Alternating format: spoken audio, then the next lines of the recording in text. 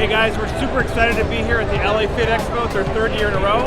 And what we're going to be doing today is we're going to be launching a tasty pastry. It's a low-carb Pop-Tart. It's got 3 to 4 grams of net carbs. And we love this show. This is our best place to be in LA.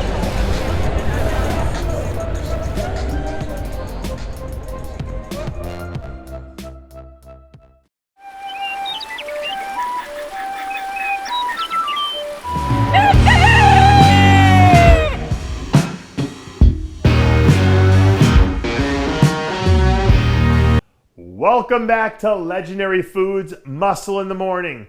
I'm Dave Palumbo, and today is Monday, June 28th, 2021. And let's find out what's going on in the world of bodybuilding and fitness.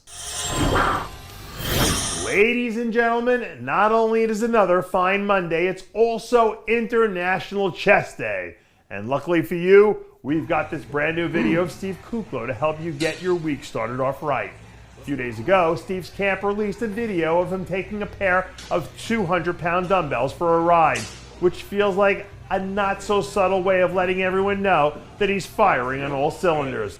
Last time I checked, Steve was still planning to bring his talents to the Texas Pro in a few weeks, and if that's still the case, it'll give him plenty of time to make adjustments between then and the Arnold.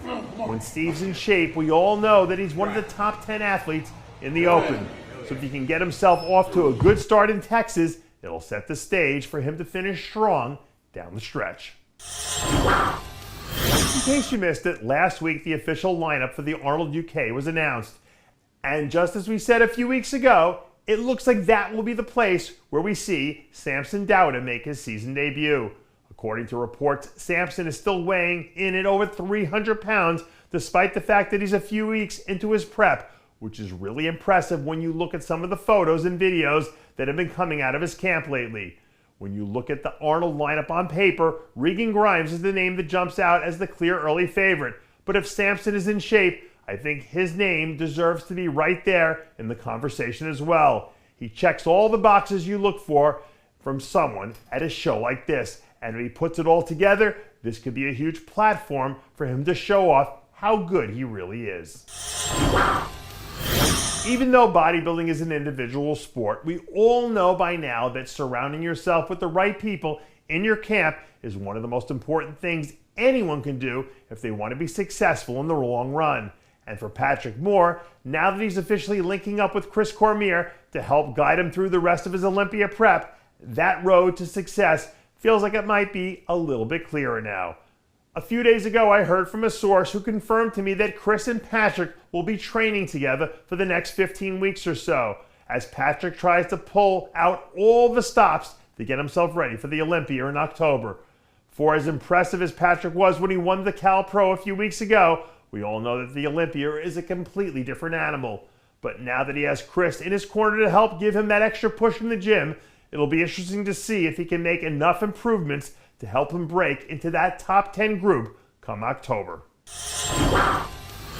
And finally, I want to close out the show today with a few thoughts on a story about Keone Pearson that someone brought to my attention over the weekend.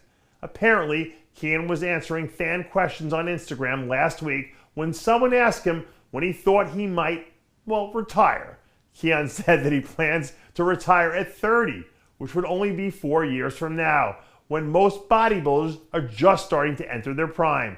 Now, we all know that athletes say things like this all the time and then end up changing their minds later.